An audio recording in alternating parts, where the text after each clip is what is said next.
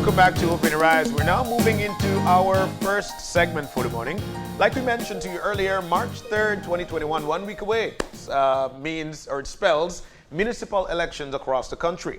Now, we're about to chit-chat about that. We've got Josephine Tamai, who is the Chief Elections Officer at the Elections and Boundaries Department. Josephine, good morning and welcome. Good morning, and thank you guys for having me. It's always nice to have you. We're so thankful you could join us for this morning. But let's get on into it. March 3rd is going to be a big day. But at the same time, we just left one a few months ago. What is the atmosphere like at the department, at the Elections and Boundaries Department?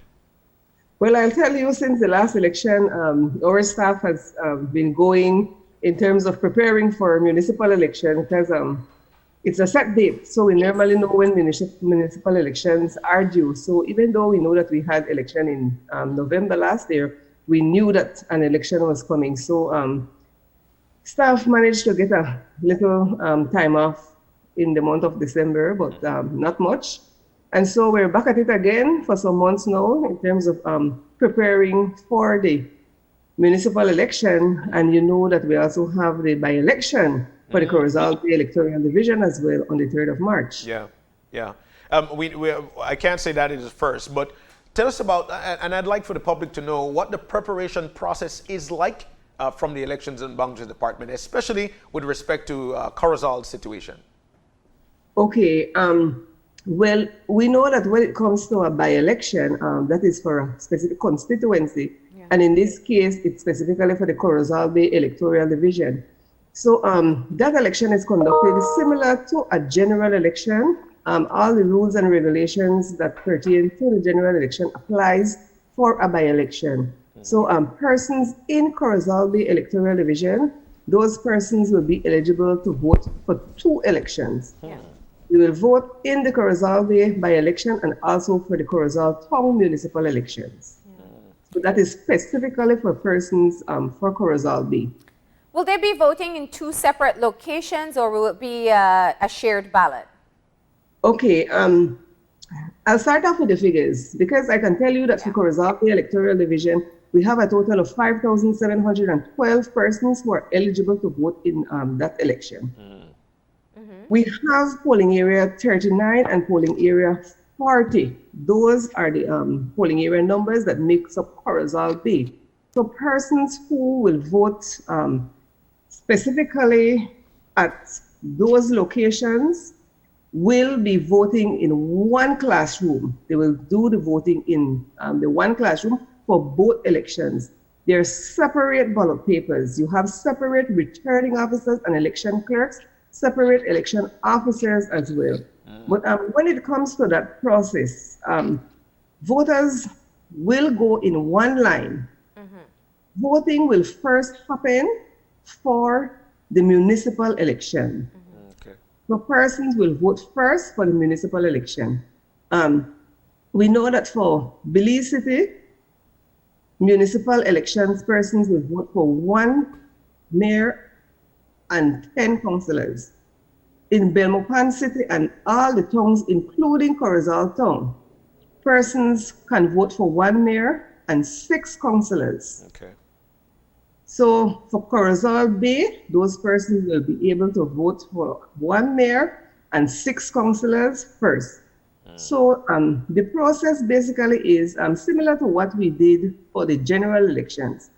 Persons going inside the polling stations will be sanitized prior to going inside of those stations. When they go into that station, we're encouraging persons to take along their voter's ID card. I must mention that it is not mandatory. Persons are allowed to vote without their ID card. But in order to facilitate the process, to speed up the process, we want to ask persons to please take their identification cards because those persons will be identified. Once they have been identified and their name is on the voters list or in the electoral binder, then that person will be allowed to proceed to dip their right index finger to the first joint in the indelible ink. Yeah. Once that has been done, the voter will then proceed to the presiding officer to get his or her ballot paper. They will go behind the voting booths, and when they get the ballot paper, they will also be issued with a sanitized pencil, because remember again, the COVID-19 protocols are very, very critical in these elections. So those must be maintained at all times. So they will be given a sanitized pencil along with their ballot paper to go behind the booth to mark their X. I will repeat again, for the town councils and specifically for Corozal, you vote for 1 mayor and 6 councillors. So once you have placed your X beside the name of the candidates who you wish to vote for, that person will then fold their ballot paper in order to conceal their votes, because your vote must be secret. But at the same time, to show the presiding officer his or her initial. So it's the initial of the presiding officer that they will show, and then put that ballot in the ballot box. For Corozal Bay, once that process has been done, they will not exit as yet. They will proceed to the opposite side of the same polling station inside the same classroom. Will proceed to the poll clerk for their names to be marked off the register for the Corozal Bay by-election. So their names will be marked off that register. And then they continue the same similar process. But in this case, for the by-election, they're entitled to vote for one candidate only. And also what they will notice that when they go inside the classroom for the Corozal Bay electoral division, they will be sanitized again, their fingers will be sanitized, but this time they will dip their right middle finger. So it's 2 separate fingers, 2 separate inks, 2 separate ballot papers, and 2 separate lists that the names will be marked off from. Because like I said, it's 2 separate elections. And it's 2 voting processes. So they'll go through the same cycle, the polling clerk, the dipping, the sanitizing, the voting, all of these things. And then they go back around again to do the second round for the by-election. Just that they don't need to join another line. They'll be in that same classroom. And the reasoning behind having the voting first for the municipal election is because we know that voting will take longer for persons to mark 7 X's as opposed to 1 X. So you don't want for inside of the classrooms to be congested. Right? So that's the rationale for voting for the municipal election first in this case. So until that is completed, then the voter will exit the polling station and then leave. And so that would be specific for Corozal Town, where they will be voting for both their town council as well as if they're registered in the Corozal Bay area, then they would also vote in that by-election there as well. Right. And when I mentioned the polling stations, right? I mentioned the polling station numbers 39 and 40. So persons at St. Francis Xavier RC School, Corozal Methodist School, and St. Paul's Anglican School, those are the only persons who will be eligible to vote for the by-election and for the Corozal Town municipal election. And while in other municipalities, it's going to be just the simple process of going in and voting for one group of persons. Now, municipal elections always comes with, I know, the challenges that you anticipate.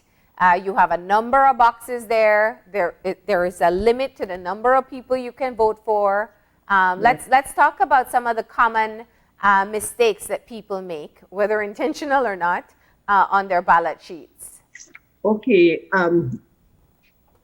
I want to advise persons that when it comes to the municipal elections or any election, you must ensure that you vote for the number of seats that are vacant. I will tell you that, again, for Belize City, so voters for Belize City can vote for 1 mayor and 10 councillors. You can vote for less if you so choose, but you cannot vote for more. Yeah. seats that there are. For Belmopan City and the towns, all 7 towns, you vote for 1 mayor and 6 councillors only, not for more. Your ballot paper will not be counted. It will be rejected, and I'll give you the reasons. Okay.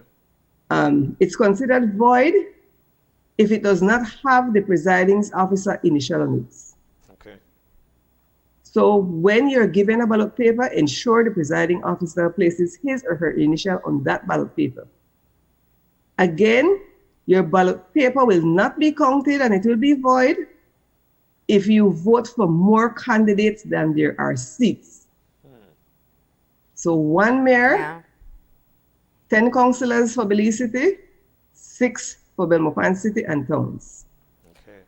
Yeah.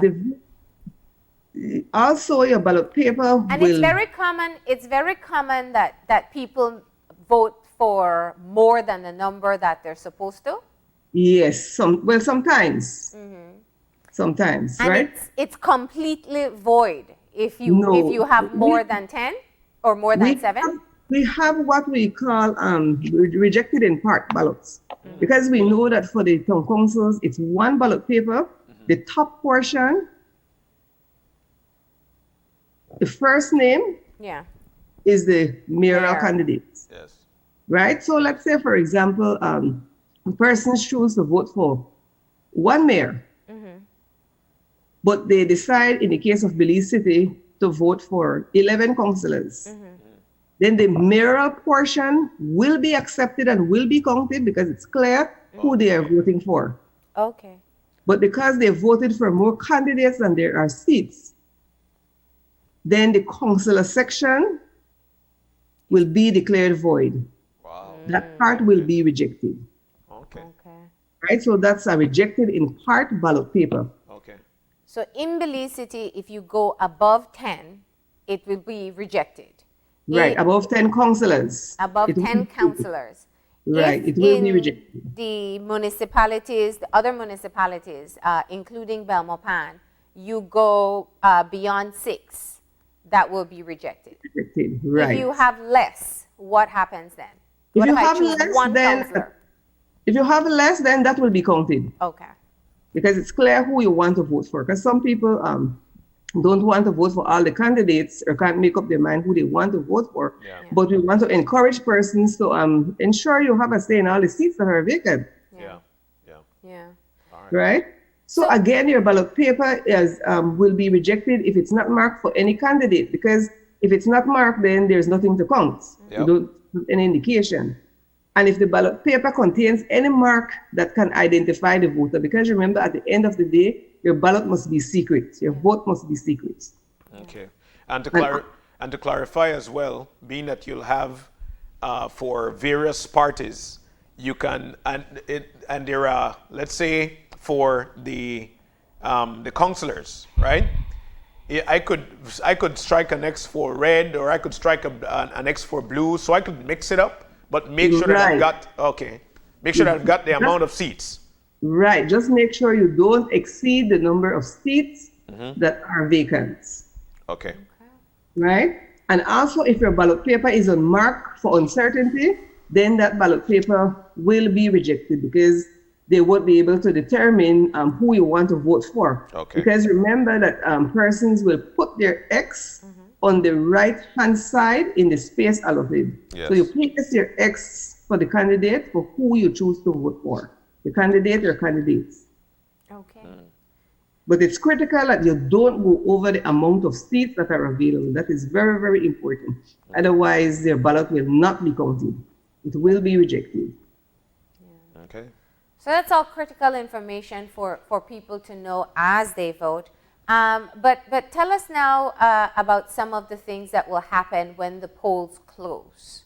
Okay, but before I go into that, Marlene, I just want to mention that, let's say, for example, you're given a ballot paper, and for some reason you make an error on that ballot paper. Yes. You can return that ballot paper to the presiding officer. That presiding officer will cancel that ballot paper and issue a new ballot paper to you. as long as it has not been placed in the ballot box. Because once that ballot paper is in the ballot box, then you cannot return the ballot paper anymore. Okay. Okay, so that's clear. Right? If you So make that's clear. That's a spoiled ballot paper. okay, so if you make a mistake and you want to vote, but you know that you made a mistake, before Right. you put that ballot into that box, you can go and get another one, new one. Right. You just go to the presiding officer, inform the presiding officer that you spoiled the ballot paper. The presiding officer will retrieve that, mark cancel on it. They have a special envelope that those are put into, and they will issue you with a new ballot paper. All right. Okay. Clear. Okay. And when the polls close? Okay. When polls close, if you notice, we have already published the counting stations, Yeah. the polling stations as well. Counting will be happening simultaneously. So once the poll is closed, reconciliation process takes place because you know that you have to account for every single ballot paper that was issued. So once the polls close, remember you also have the agents of the political parties and the candidates in those polling stations.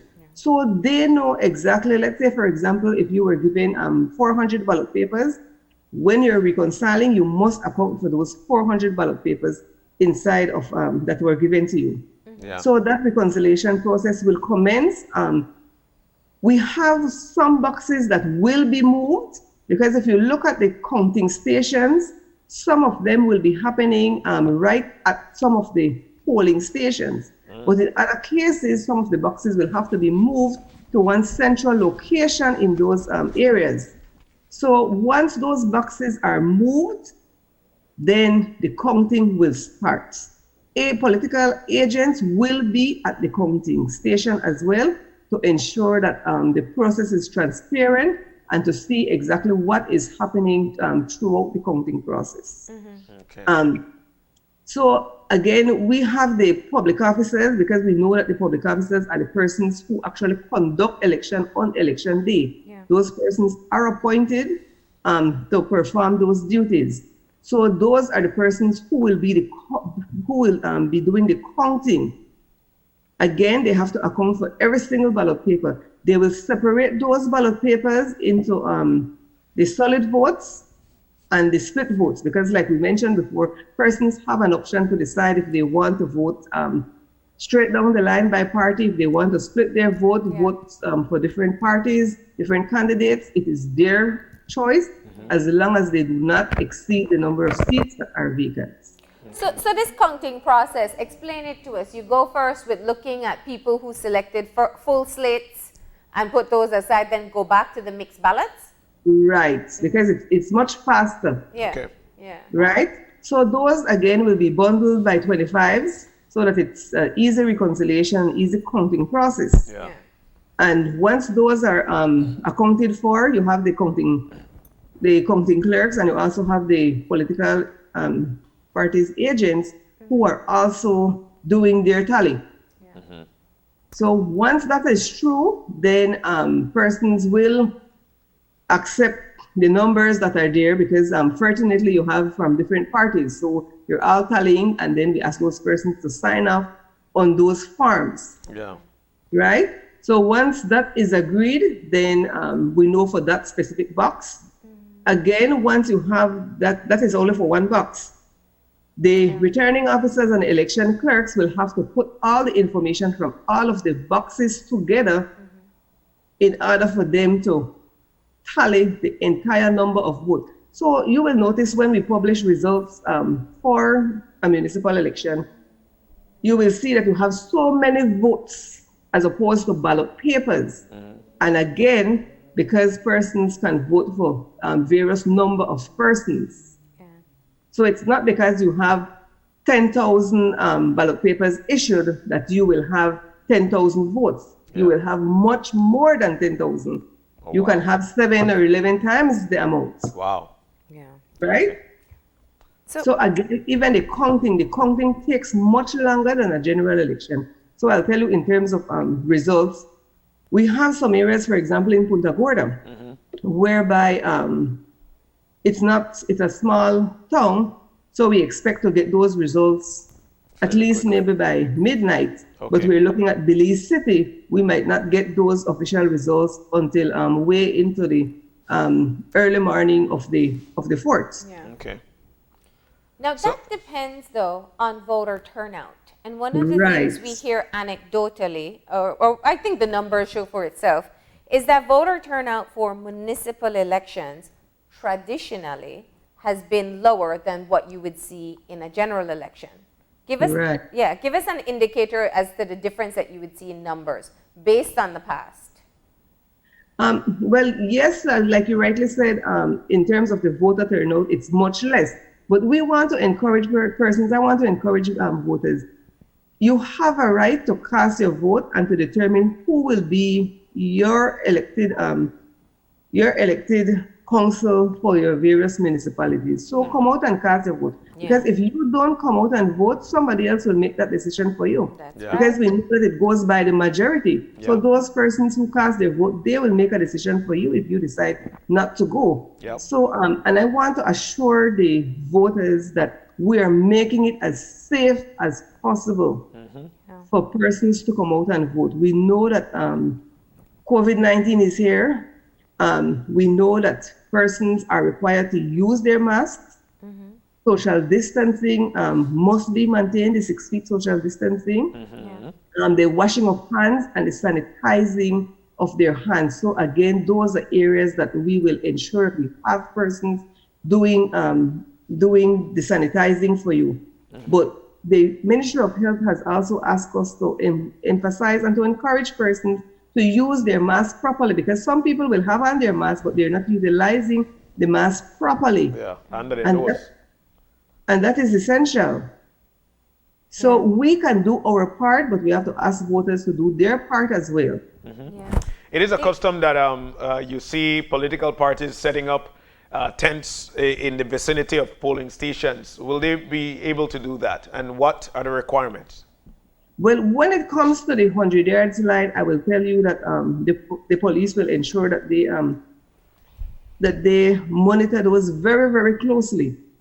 We know that since the last general election, people have been saying, well, it's the crowding that happened. It's not necessarily the voting process that there was a spike, but people are saying that it's because of the crowding that happened before, even the gatherings after, and those sorts of things. So I'll tell you that the police will be there to ensure that persons are not breaking the law, because again, remember, we have regulations in place in terms of the social distancing, how many persons can gather at one location. So again, those will be enforced on that day. It's not to say that the police will be there to arrest persons as either, but we have to do our part, and everybody has to be responsible for their actions. Yeah. Yeah.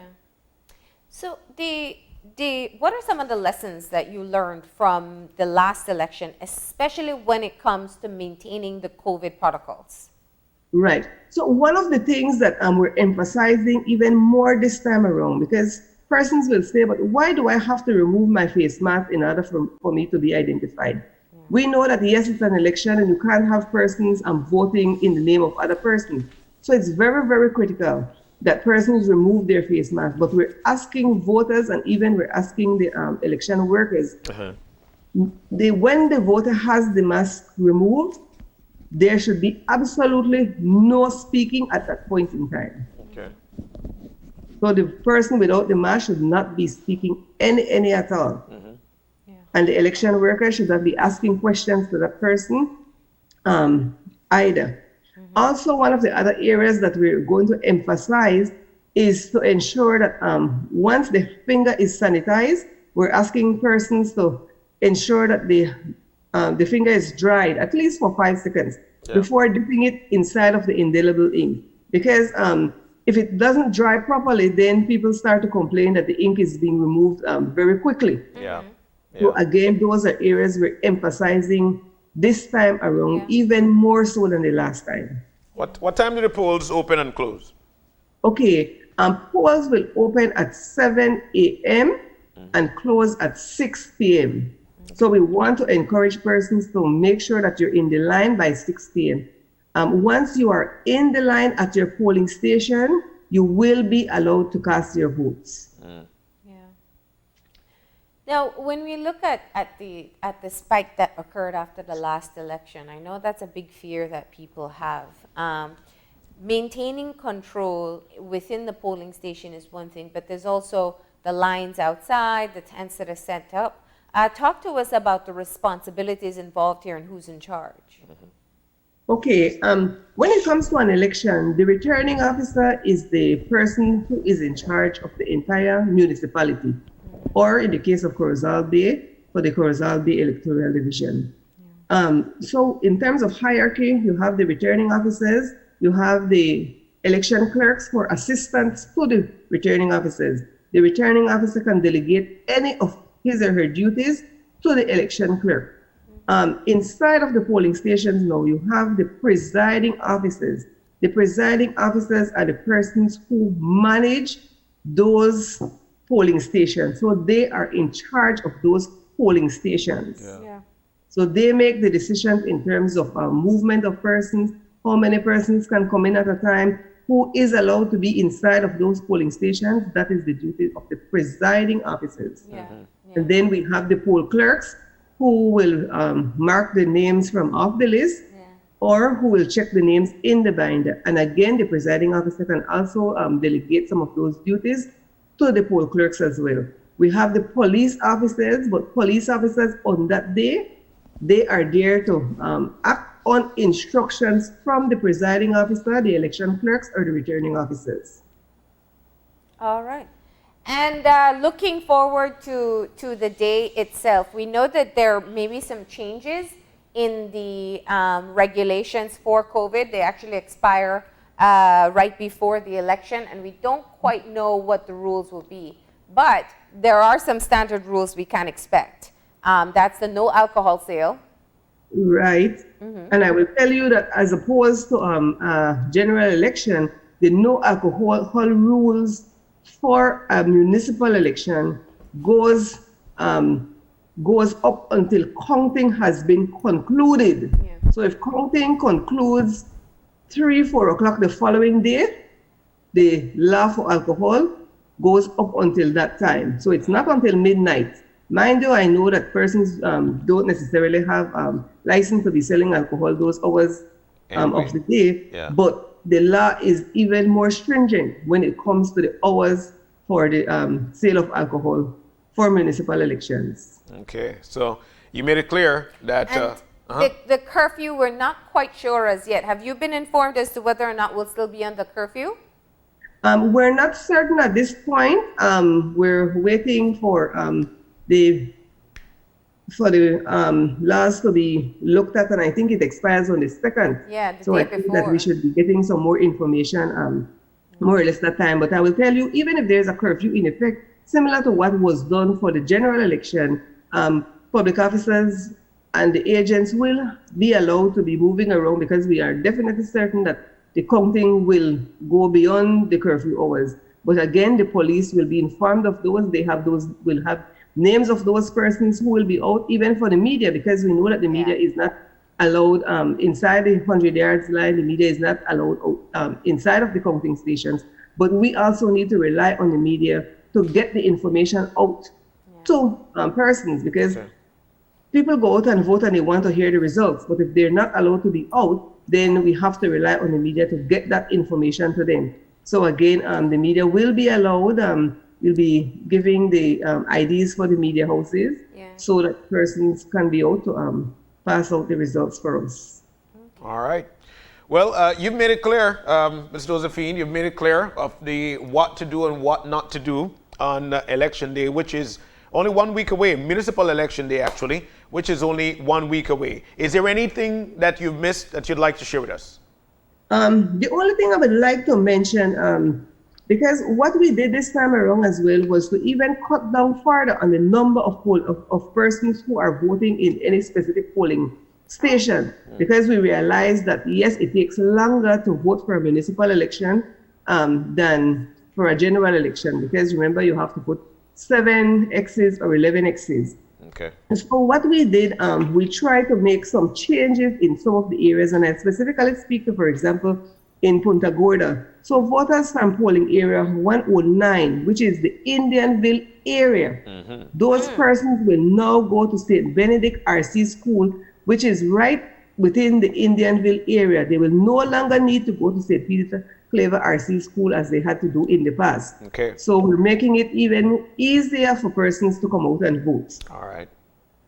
Again, in Dangriga for polling area 95, we have voters from the first new site, second new site, third new site, and this includes the monument sites, George Price Boulevard and George Price Drive. Okay. Those persons will now vote at the Lille Academy. Okay. So they don't have to go all the way to Holy Ghost School to cast their votes. Okay. That's a great change. Right? So those are areas, like I said, every time we conduct election, we look to see how best we can facilitate, because we want persons to come out and vote. It is very important for persons to cast their vote and for them to have a say in what happens in their various municipalities. All right. Josephine Tamai, thank you so very much for providing to us clarity of what to do and what not to do on March 3rd, 2021 municipal elections. Here's to wishing you a very good day. All right. Thank you very much. Thank you so very much, and stay safe indeed. Yeah. Same to you all. All right. And there you had it. That was the update on the protocols that we can expect for the upcoming municipal elections on Wednesday. But before we go to our break, we do have a breaking video to share with you. As of this morning, the 1,000 single-dose AstraZeneca vaccines have arrived in country. Wow. And we are going to be we're going to be getting more information during the course of the day as to what the plans are with this first 1,000 doses that we got. But we do have, in fact, an update from the Minister of Health and Wellness, Michelle Shabat, talking about this recent donation.